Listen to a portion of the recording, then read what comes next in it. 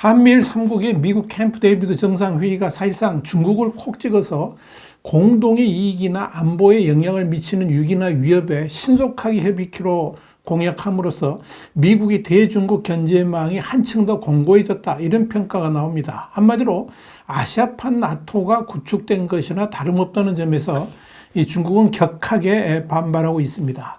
이번 한미일 정상회의에 대해서 중국이 왜 이렇게 반발하는지 Y타임스가 추적해 봤습니다. 지금 시작합니다.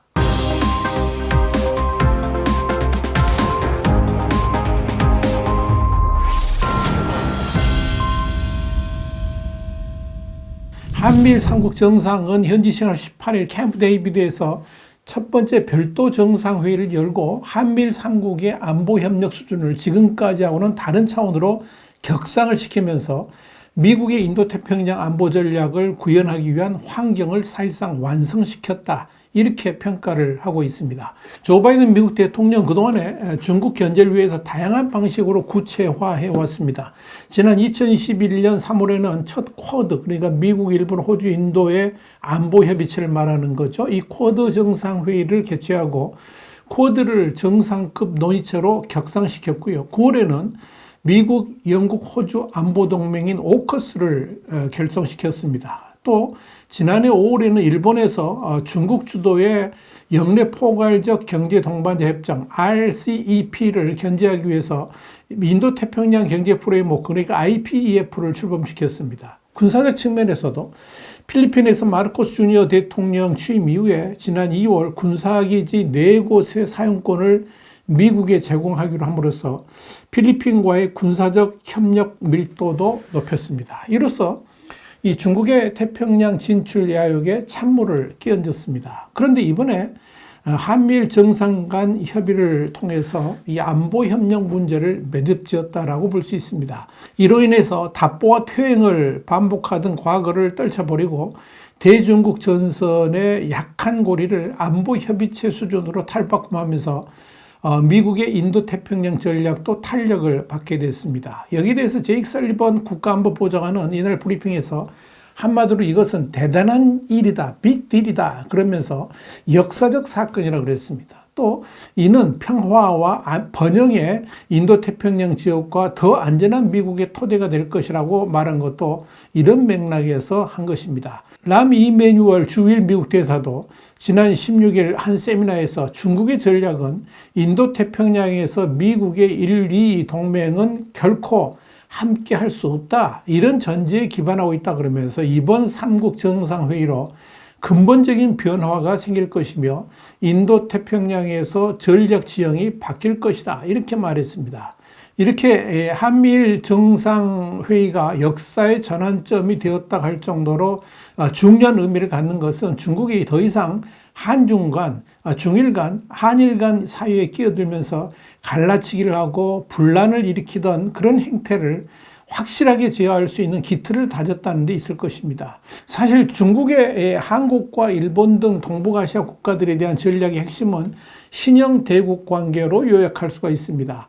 한국과 일본만이라도 중국의 영향력 아래 두겠다 하는 것이고, 이를 통해서 중국의 세계 패권 전략에 기초를 삼겠다는 의지가 담겨 있었습니다. 이를 위해서 중국은 수시로 한일 간의 이간질 전략을 펼쳐왔고, 또한 이 경제적 보복 등을 통해서 길들이기를 시도해 왔습니다. 더불어 외교적으로도 이 한일 양국을 한 수 아래로 취급하면서 중국의 외교 노선에서 이탈하지 못하도록 부단히 노력을 해왔습니다. 그럼에도 불구하고 일본은 중국과 강력하게 맞서면서 저항을 해왔지만 한국은 중국의 길들이기에 사실상 무력화되면서 안미 경중, 그러니까 안보는 미국, 경제는 중국이라는 양다리 걸치기로 회색 전술을 사용해 왔던 것입니다. 그러나 지나친 중국의 패권 욕심은 도를 지나쳤습니다. 중국이 경제력을 무기로 한국의 외교권까지 좌지우지하려는 시도를 벌였고, 그러다가 싱하이밍 주한 중국 대사의 오만방자한 발언까지 나오게 된 것입니다.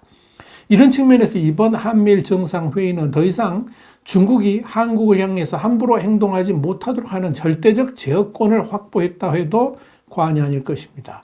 한미일을 포괄적이고 다층적인 협력처럼 만들기로 협의했기 때문에 그렇습니다. 이는 글로벌 질서가 신냉전의 대결 구도로 접어든 상황에서 세계 GDP의 교역량의 3분의 1을 차지하고 공동의 가치를 추구하는 세 나라의 자유민주주의 협의체가 탄생되었다라고도 볼 수 있을 것입니다. 특히 중요한 것은 그동안 한미일 3국이 각국의 정치 상황에 따라서 유동적이고 변동이 심했는데 이 캠프 데이비드 합의를 통해서 정권 교체와 상관없이 각 레벨에서 안정적으로 작동되는 시스템을 구축했다는 점입니다. 우리가 가장 관심 있는 것은 안보 분야에서 3국은 어느 한 국가에 대한 외부의 위협을 3국 공동 위협으로 인식하기로 한 3자 협의 공약을 채택했다는 점입니다. 그래서 3국 간 결속력을 최대치로 끌어올렸다는 것, 이걸 주목할 필요가 있습니다.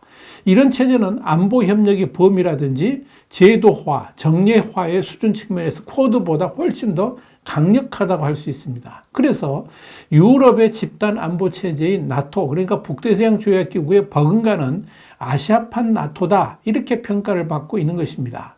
경제적 측면에서도 3국은 반도체, 배터리 분야에서 공급망 연대를 구축하고 우주, 인공지능, 양자 등 이런 미래 핵심 신기술과 금융 분야에서 협력하기로 했습니다. 이로써 중국은 감히 경제적 보복을 할 생각을 하지 못하도록 만들어 버렸습니다. 이런 캠프 데이비드 선언에 대해서 중국은 경계심을 강화하면서 강력하게 반발하고 있습니다. 뉴욕타임스도 19일 중국의 적의를 깊어지게 할 가능성이 있는 방위 합의다, 이런 제목의 기사에서 한미일이 억제라고 부르는 것을 중국은 포위, 심지어 도발이라고 규정하고 있다 그러면서 이른바 아시아판 나토에 대한 중국의 경계심을 강화할 수 있다라고 보도를 했습니다. 중국이 가장 경계하는 것은 한미일을 넘어서 아시아 지역의 다른 국가들까지 군사협력 체제에 손을 잡는 것입니다.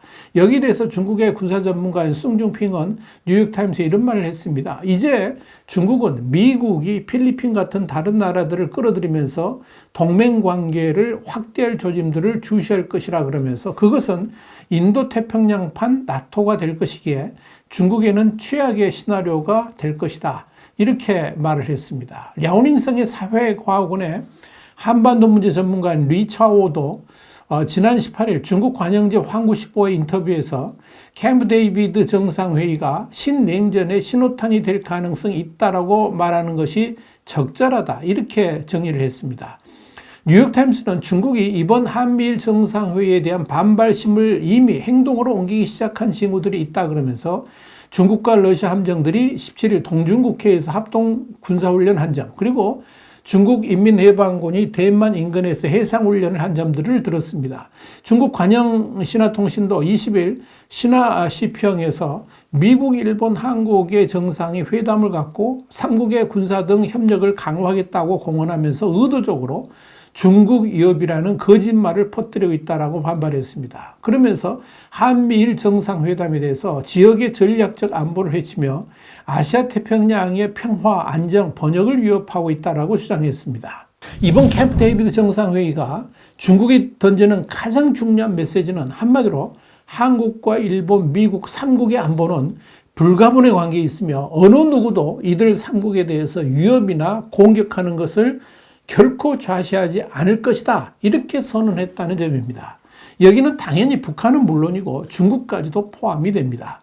일부 정치인들은 이런 선언으로 대만 유사시 한국이나 일본도 전쟁에 빨려들 수 있다라고 선동합니다만은 역으로 이런 강력한 협력체가 중국이 대만을 향해서 함부로 도발할 생각조차 갖지 못하게 만들 수 있다는 점을 기억해야 될 것입니다. 이런 측면에서 이번 캠프 데이비드 회의에 대해 중국이 반발하는 것은 범죄자들이 경찰을 싫어하는 것과 같은 시입니다, 이렇게 보시면 될 것입니다. 북한과 중국, 러시아는 우리가 분열됐을 때 훨씬 더 좋아한다는 사실을 결코 잊어서는 안 될 것입니다. YTN 정세분석이었습니다. 감사합니다.